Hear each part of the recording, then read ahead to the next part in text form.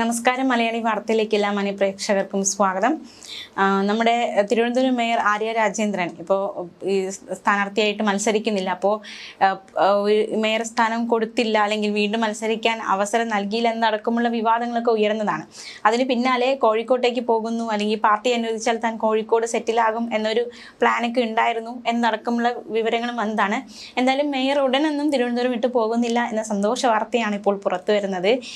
അതായത് അത് ആ ഒരു പ്ലാൻ മാറ്റിയിരിക്കുന്നു. അപ്പോൾ മറ്റെന്തെങ്കിലും പെട്ടെന്ന് എന്തുകൊണ്ട് ഇങ്ങനെ ഒരു മാറ്റം? നേരത്തെ തന്നെ പാർട്ടി നേതാക്കന്മാരൊക്കെ പറഞ്ഞതാണ്, ഇപ്പോൾ 7ാം ക്ലാസ് ജയിച്ച ഒരു വ്യക്തിക്ക് തീർച്ചയായിട്ടും വീട് 7-ൽ തന്നെ ഇരുത്തില്ലല്ലോ, സ്ഥാനക്കയറ്റം ഉണ്ടാകും എന്നൊരു സൂചന നൽകിയിരുന്നു. അപ്പോൾ ആര്യയ്ക്ക് എന്ത് സ്ഥാനക്കയറ്റമാണ് നൽകാൻ പോകുന്നത് എന്നടക്കമുള്ള ചോദ്യങ്ങൾ ഉയരുന്നുണ്ട്. അപ്പോൾ ആര്യ പെട്ടെന്ന് കോഴിക്കോട്ടേക്കുള്ള ആ ഒരു പോകുന്നു എന്നൊരു തീരുമാനം മാറ്റിയിരിക്കുകയാണ്. അപ്പോൾ എന്തിൻ്റെ തുടക്കമായിട്ടാണ് ഇതിനെ വിലയിരുത്തുന്നത്? അതായത് നമ്മള് ഇപ്പം സന്തോഷം എന്നുള്ളത് ആർക്കാണ് എന്നത് ജനങ്ങൾ തന്നെ പറയും. അതായത് തിരുവനന്തപുരം വിട്ട് മേയർ ആര്യ രാജേന്ദ്രൻ പോകുന്നു എന്നുള്ള ഒരൊറ്റ ഹെഡ്ലൈൻ കണ്ടപ്പോ തുരുതുരാ കമന്റുകളാണ്. കാരണം ജനങ്ങൾ അത്രമാത്രം വെറുത്തൊരു മേയർ എന്ന് വേണമെങ്കിൽ പറയാൻ പറ്റുന്ന ഒരാളാണ് മേയർ ആര്യ രാജേന്ദ്രൻ.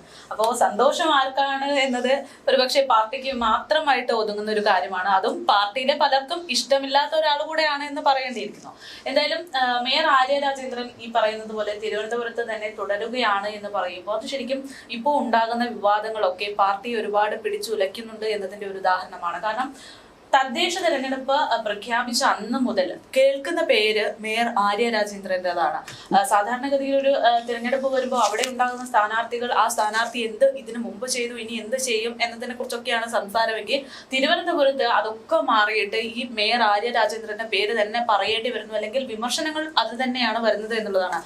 പാർട്ടിക്ക് മേയർ ചെയ്തു വെച്ച കാര്യങ്ങൾ ന്യായീകരിക്കേണ്ടി വരുന്ന ഒരു സാഹചര്യമാണ് ഉണ്ടായിക്കൊണ്ടിരുന്നത്. ഇതിനിടയിലാണ് ഈ പറയുന്നത് പോലെ പ്രശ്നങ്ങൾ ഉണ്ടാകുമ്പോൾ ഇനി മേയറിനെ കോഴിക്കോടേക്ക് പറഞ്ഞു വിട്ടാലെങ്കിലും സമാധാനം ഉണ്ടാകും എന്ന തരത്തിലായിരിക്കും ഒരുപക്ഷെ മേയർ കോഴിക്കോടേക്ക് പോകുന്നു എന്നുള്ള വാർത്ത വന്നത്. പക്ഷെ അതും ഈ മലന്ന് കടന്ന് തുപ്പിയത് പോലെ വീണ്ടും പാർട്ടിക്ക് തിരിച്ചടിച്ചു. മേയറുടെ പ്രവർത്തനങ്ങൾ, ഇത്രയും കാലം അവകാശപ്പെട്ട LDFന്റെ ഓരോ പ്രവർത്തനങ്ങളും അതിലൊരു വിശ്വാസമില്ലാത്തത് കൊണ്ടാണ് മേയർ ഈ തദ്ദേശ തിരഞ്ഞെടുപ്പ് കഴിയുന്നതിന് മുമ്പ് തന്നെ കോഴിക്കോടേക്ക് പോകുന്നു എന്നുള്ള രീതിയിൽ പറഞ്ഞത് എന്നുള്ള അഭിപ്രായങ്ങളൊക്കെ വന്നു. അപ്പോൾ വിമർശനങ്ങൾ ഉണ്ടായതിന്റെ ഭാഗമായിട്ടായിരിക്കാം ഒരു പക്ഷേ എന്നാ പിന്നെ മേയർ പോകുന്നില്ല, ഇവിടെ നിൽക്കും എന്ന് പറയുന്നത്. ഇനി മേയർ ഇവിടെ നിന്ന് കഴിഞ്ഞാൽ എന്തുണ്ടാകും എന്നത് കൂടെ നമ്മൾ നോക്കണം. 5 വർഷം മേയർ ആര്യ രാജേന്ദ്രൻ തിരുവനന്തപുരം കോർപ്പറേഷൻ ഭരിച്ചു.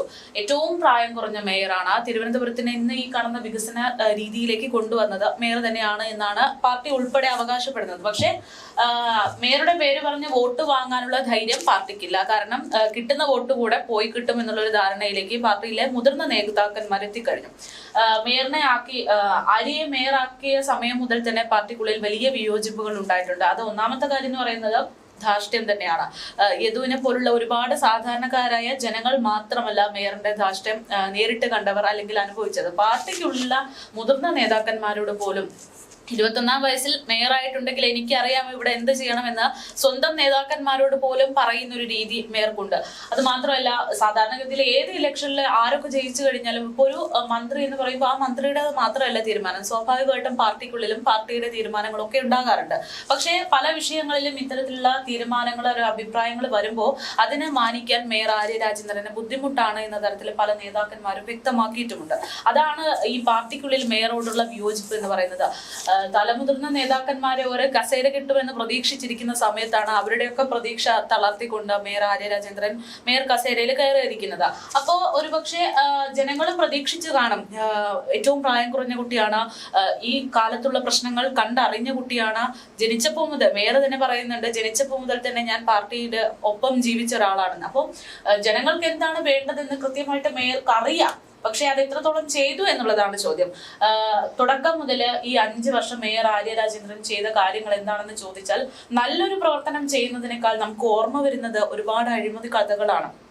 ഇപ്പോ ഇല്ലാത്ത പൊങ്കാലയുടെ പേരിലുള്ള ചുടുകട്ടയുടെ കാര്യമടക്കം ഒരുപാട് അഴിമതികളാണ് മേയറുടെ പ്രവർത്തനത്തിന്റെ മികവ് എന്ന് പറയുമ്പോൾ പൊതുജനങ്ങൾ ഓർക്കുന്നത്. LDF ഒരുപക്ഷെ മേയർ അത് ചെയ്തു, മേയർ അവിടെ വികസനം കൊണ്ടുവന്നു, ഇവിടെ വികസനം കൊണ്ടുവന്നു എന്നൊക്കെ പറയും. അങ്ങനെ വികസനം കൊണ്ടുവന്നു എന്ന് പറയുമ്പോൾ ചില വികസനങ്ങളിൽ നമ്മൾ എടുത്തു നോക്കണം. കഴിഞ്ഞൊരു ദിവസം തിരുവനന്തപുരത്തിന്റെ കോർപ്പറേഷനിൽ വരുന്ന ഒരു നീന്തൽക്കുളം, ആ നീന്തൽക്കുളം വികസനത്തിന്റെ ഭാഗമായിട്ട് LDF പ്രഖ്യാപിച്ചിട്ടുള്ള ഒരു നീന്തൽക്കുളമാണ്. ആ നീന്തൽക്കുളത്തിന്റെ ഉദ്ഘാടനത്തിന് പോകാനിരിക്കുന്ന മേയറിനെ അവിടെ നിന്ന് തിരിച്ച് പറഞ്ഞു വിടുകയാണ് നാട്ടുകാർ. എന്തിനാണെന്നറിയാമോ? ആ ഒരു നീന്തൽക്കുളം എന്ന് പറഞ്ഞ് ഏറ്റവും പുതിയ മാതൃകയിലുള്ള അഡ്വാൻസ്ഡ് ലെവലിലേക്ക് ഒരു നീന്തൽക്കുളം ഉണ്ടാക്കി എന്നാണ് പത്രികയൊക്കെ അല്ലെങ്കിൽ പോസ്റ്റർ ഉണ്ടാക്കിയത്. ആ പോസ്റ്ററിന് എത്ര രൂപ ചെലവായി എന്നതൊക്കെ പിന്നീട് നമുക്ക് അറിയാം. എന്തായാലും ലിസ്റ്റൊക്കെ പുറത്തു വരുമല്ലോ. അപ്പോ അവിടെ ആളുകൾ പോയി നോക്കുമ്പോൾ ആ കുളത്തിന്റെ ചുറ്റിലും കാണുന്നത് ഫുള്ള് ഒരു വയല് പോലെ, ഒരു തുള്ളി വെള്ളമില്ലാത്ത ഒരു പാടം ചൂണ്ടിക്കാണിച്ചിട്ടാണ് ഇവിടെ ഞങ്ങൾ കുളം നിർമ്മിച്ചു എന്ന് പറഞ്ഞുകൊണ്ട്, വികസനം എന്ന് പറഞ്ഞുകൊണ്ട് ഉദ്ഘാടനം ചെയ്യാൻ വന്നത്. ഇതാണ് മേയറുടെ വികസന പ്രവർത്തനങ്ങൾ എന്ന് വേണമെങ്കിൽ പറയാം. പിന്നെ ഈ പറയുന്ന പോലെ ചില ആളുകളൊക്കെ സഹായിക്കുന്ന, വീടില്ലാത്തവർക്ക് വീട് വെച്ച് കൊടുക്കുന്നു എന്ന തരത്തിൽ ഒരുപാട് കാര്യങ്ങൾ ചെയ്യുന്നുണ്ട്. അതുപോലെ തന്നെ കഴിഞ്ഞ ദിവസം ഒരു പോസ്റ്റ് കണ്ടു. അതായത് തിരുവനന്തപുരത്ത് കോർപ്പറേഷന്റെ ഭാഗമായിട്ട് അല്ലെങ്കിൽ റെയിൽവേയുടെ തലയിൽ കൊണ്ടിട്ട ഒരു പ്രശ്നമുണ്ടല്ലോ. ജോയ് എന്ന് പറയുന്ന മനുഷ്യൻ വൃത്തിയാക്കുന്നതിന്റെ ഇടയിൽ മരണപ്പെട്ടു. അപ്പോൾ അദ്ദേഹത്തിന്റെ അമ്മയ്ക്ക് ഒരു വീട് വെച്ച് കൊടുത്തു, ഞങ്ങൾ കൈവിട്ടില്ല എന്ന് പറഞ്ഞ മേയർ അഭിമാനം കൊണ്ടൊരു പോസ്റ്ററൊക്കെ പങ്കുവെക്കുന്നുണ്ടോ. ഈ ഒരു വീട് വെച്ച് കൊടുക്കുന്നു എന്ന് പറയുന്നത് ഒരു മകൻ മരണപ്പെട്ടിട്ടാണ്. ഈ കോർപ്പറേഷന്റെ ഏറ്റവും പാകപ്പിഴവ് കൊണ്ട് സംഭവിച്ച ഒരു മരണമാണ്. അതൊന്നും വലിയ രീതിയിൽ തങ്ങളുടെ പ്രശ്നമല്ല എന്ന് പറഞ്ഞുകൊണ്ട് അവിടെ വീട് വെച്ച് കൊടുത്തതാണ് വികസനമായിട്ട് ചൂണ്ടിക്കാണിക്കുന്നത്, അല്ലെങ്കിൽ ജനങ്ങൾക്ക് വേണ്ടി ചെയ്തു കൊടുക്കുന്നതായിട്ട് കാണിക്കുന്നത് എന്നുള്ളതാണ്. അപ്പോൾ ഇങ്ങനെയുള്ള ഒരു മേയർ ഇനിയും ഇവിടെ തുടർന്നു കഴിഞ്ഞാൽ എന്ത് സംഭവിക്കും എന്നുള്ളൊരു ചോദ്യമാണ്. അതേസമയത്ത് തിരുവനന്തപുരം കോർപ്പറേഷന്റെ പ്രവർത്തനങ്ങൾക്ക് പൂർണ്ണമായിട്ടും ഞാൻ ഉണ്ടാകും എന്നുള്ള ഉറപ്പ് കഴിഞ്ഞ ദിവസം നമ്മൾ മേയറെ കണ്ടപ്പോൾ സംസാരിച്ചപ്പോൾ പറഞ്ഞിരുന്നു. പാർട്ടിയുടെ പൂർണ്ണമായിട്ടുള്ള സപ്പോർട്ട് തനിക്കൊപ്പം ഉണ്ട്. വ്യക്തിപരമായിട്ടുള്ള കാരണങ്ങൾ കൊണ്ടാണ് കോഴിക്കോടേക്ക് പോകുന്നത് എന്നൊക്കെയാണ് മേയർ പറയുന്നത്. തുടക്കം മുതൽ തന്നെ മേയർക്ക് അറിയാവുന്ന കാര്യമാണ്.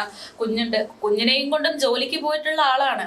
ഇപ്പൊ പറയുന്നു വ്യക്തിപരമായിട്ടുള്ള കാര്യങ്ങൾ കൊണ്ട് നാട്ടിൽ പോകണമെന്ന്. അങ്ങനെ പെട്ടെന്ന് നിലപാട് മാറ്റം ഉണ്ടായത് വ്യക്തിപരമാണോ രാഷ്ട്രീയപരമാണോ എന്നത് ഒരു സംശയമുണ്ട്.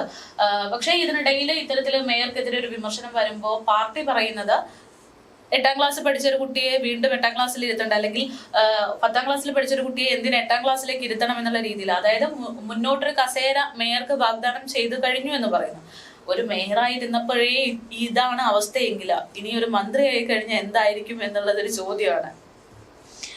തീർച്ചയായിട്ടും മേയർ പറയുന്ന ഒരുപാട് കാര്യങ്ങളുണ്ട്. ഇപ്പം നമ്മൾ ഒരുപാട് വിമർശിക്കുമ്പോൾ പോലും ഞാൻ ഒരുപാട് കാര്യങ്ങൾ ചെയ്തു എന്ന് പറയുന്നു. ഇപ്പോൾ 100ഓളം വാർഡുകളിലും വികസനം എത്തിക്കാൻ സാധിച്ചു എന്ന് എടുത്തു പറയുന്നു. കേരളത്തിൽ ആദ്യമായി സ്മാർട്ട് റോഡുകൾ വന്ന് തിരുവനന്തപുരത്താണെന്ന് പറയുന്നു. എല്ലാ വീടുകളും കുടിവെള്ളം, കേന്ദ്രീകൃത സുവിദ്യ സംവിധാനം, എല്ലാ വാർഡിലും ആരോഗ്യ കേന്ദ്രങ്ങൾ, എല്ലാ സർക്കാർ സ്കൂളുകളിലും സ്മാർട്ട് ക്ലാസ് റൂം തുടങ്ങിയവയൊക്കെ നേട്ടമായിട്ട് മേയർ എണ്ണി പറയുന്നുണ്ട്. ഒരു മാസം 1000 ടൺ മാലിന്യം ശേഖരിച്ച് സംസ്കരിക്കുന്നുണ്ട്. ഇപ്പോൾ നഗരത്തിൽ ഒരിടത്ത് മാലിന്യമില്ല എന്ന് പറയുന്നത്. പക്ഷെ മേഘ തന്നെ റിപ്പോർട്ട് ചെയ്തിട്ടുണ്ടല്ലേ സംസ്ഥാനത്തെ, അതായത് നമ്മുടെ തിരുവനന്തപുരം സിറ്റിയിലുള്ള, അതായത് ഈ ഒരു അവകാശവാദം മുന്നോട്ട് വയ്ക്കുന്നു.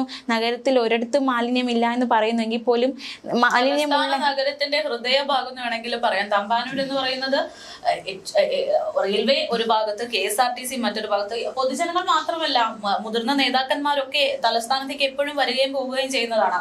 അങ്ങനെയുള്ള ഒരു സ്ഥലത്താണ് മാലിന്യങ്ങൾ കുന്നുകൂടി കിടക്കുന്നത്. അത് മാത്രമല്ല, ഡ്രൈനേജ് ഒന്നും ഇവിടെ എല്ലാം ഒന്നും നല്ല രീതിയിലൊന്നുമല്ല. മുടവൻ മുകൾ പോലുള്ള ഒരുപാട് സ്ഥലങ്ങളിൽ റോഡെല്ലാം കുത്തിപ്പൊളിച്ചിട്ടിരിക്കുകയാണ്.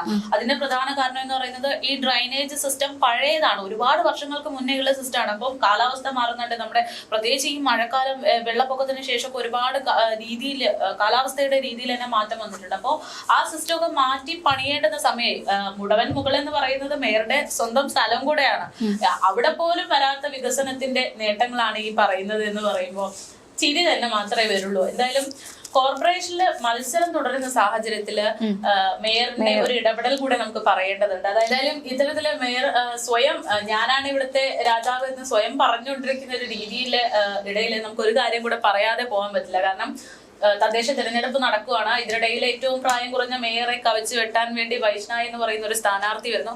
മത്സരിക്കാൻ പോലും കെൽപ്പില്ലാത്ത രീതിയിൽ ഇവിടുത്തെ CPM മാറുന്നു എന്നതിന്റെ ഉദാഹരണം. പ്രത്യേകിച്ച് മേയറിന്റെ ഉദ്യോഗസ്ഥർ നേരിട്ട് ഇടപെട്ടുകൊണ്ട് വൈഷ്ണയുടെ വോട്ട് വെട്ടാനുള്ള ശ്രമങ്ങൾ നടത്തുന്നു എന്ന് പറയുന്നു. ആ ഒരു വിഷയം കൂടെ നമുക്ക് ഇവിടെ പറയേണ്ടതുണ്ട്. അതെ, അതൊരു ആരോപണം പോയിട്ട് ഇപ്പോൾ K മുരളീധരൻ അടക്കമുള്ളവർ പറഞ്ഞിട്ടുണ്ട്. അതായത് വൈഷ്ണയുടെ പേര് വോട്ടർ പട്ടികയിൽ നിന്ന് വെട്ടാൻ വേണ്ടിയിട്ട് മേയറിന്റെ ഓഫീസ് നേരിട്ട് ഇടപെട്ടു, അങ്ങനെ ഒരു ആരോപണം മുന്നോട്ട് മുന്നോട്ട് വയ്ക്കുന്നുണ്ട്. മേയർ ആര്യ രാജേന്ദ്രൻ തന്നെ ഇടപെട്ടു, അതിന്റെ തെളിവുകളടക്കം മുന്നോട്ട് നിരത്തിയാണ് അദ്ദേഹം ആ കാര്യം പറയുന്നത്. അപ്പൊ അത്തരത്തിൽ ഒരു വിഷയവും കൂടി അവസാന നിമിഷവും ഒരു വിവാദം ഉണ്ടായി എന്നതും ഏറ്റവും ശ്രദ്ധേയമാണ്. മാത്രമല്ല മേയറിന്റെ കോഴിക്കോടേക്ക് പോവാന്ന് പറയുന്നുണ്ടല്ലോ. കോഴിക്കോട് എന്ന് പറയുന്നത് CPM-ന്റെ കോട്ട തന്നെയാണ്. ഇപ്പൊ ഒരുപക്ഷെ മേയർ കോഴിക്കോടേക്ക് പോയി കഴിഞ്ഞാലും അവിടെ സജീവമാകാൻ വലിയ ബുദ്ധിമുട്ടൊന്നുമില്ല. കാരണം പാർട്ടി കൂടെ ഉണ്ടാകും, പാർട്ടിയുടെ പ്രധാനപ്പെട്ട ഏരിയ തന്നെയാണ് കോഴിക്കോട്. എന്നിട്ടും മേയർ വീണ്ടും കോഴിക്കോടേക്ക് പോകുന്നില്ല എന്നൊരു തീരുമാനം എടുക്കുന്നത് ശരിക്കും പറയുകയാണെങ്കിൽ തിരുവനന്തപുരത്ത് മേയർ ആര്യ രാജേന്ദ്രൻ തുടരണോ വേണ്ടോ എന്നുള്ള കാര്യം മേയർക്കും പാർട്ടിക്കും ഒരേപോലെ സംശയമാണ്. അതായത് കഴിച്ചിട്ട് ഇറക്കാനും വയ്യ, മധുരിച്ചിട്ട് തുപ്പാനും വയ്യ എന്നുള്ള അവസ്ഥയിലാണ് മേയർ ആര്യ രാജേന്ദ്രന്റെ കാര്യങ്ങൾ പോകുന്നത്. എന്തായാലും നിലവിലത്തെ സാഹചര്യത്തില് മേയർ കോഴിക്കോടേക്ക് ബാഗും പാക്ക് ചെയ്ത് പോകുന്ന കാര്യത്തിൽ ഒരു തീരുമാനമായിട്ടില്ല. ഇനിയും തിരുവനന്തപുരത്ത് തന്നെ ഉണ്ടാകും എന്നുള്ള സൂചനകളാണ് പുറത്തു വരുന്നത്. മാത്രമല്ല ഈ ഒരു വളരെ പ്രതീക്ഷയുണ്ട്. അതായത് തന്റെ വികസന പ്രവർത്തനങ്ങൾ ജനം വിശ്വസിച്ച് LDF തന്നെ ഈ ഒരു കോർപ്പറേഷൻ ഭരണം ജനങ്ങൾ നിലനിർത്തും എന്നൊരു പ്രതീക്ഷ മുന്നോട്ട് വയ്ക്കുന്നുണ്ട്. അടിസ്ഥാന ജനവിഭാഗങ്ങളെ മുൻനിർത്തിയുള്ള വികസനം നടപ്പാക്കാൻ കോർപ്പറേഷന് സാധിച്ചിട്ടുണ്ടെന്നും അതിന്റെ പ്രതിഫലനം ഉറപ്പായിട്ടും തിരഞ്ഞെടുപ്പിൽ ഉണ്ടാകുമെന്നും ആര്യ രാജേന്ദ്രൻ പ്രതീക്ഷ പ്രകടിപ്പിക്കുന്നുണ്ട്. അതെങ്ങനെയാണ് മേയറിന്റെ ഈ കഴിഞ്ഞ വർഷത്തെ പ്രവർത്തനങ്ങൾ, വികസന പ്രവർത്തനങ്ങൾ എങ്ങനെയാണ് ജനങ്ങളിലേക്ക് എത്തിയത്, എങ്ങനെയാണ് ജനങ്ങളെ സ്വാധീനിച്ചത്, അതിന്റെ ഒരു ഫലം എന്താണെന്നത് ഈ തിരഞ്ഞെടുപ്പ് ഫലത്തിലൂടെ മനസ്സിലാക്കാൻ സാധിക്കും. എന്തായാലും തിരഞ്ഞെടുപ്പ് ഫലം വരെ കാത്തിരിക്കാം, അല്ലേ? അതെ, തീർച്ചയായിട്ടും.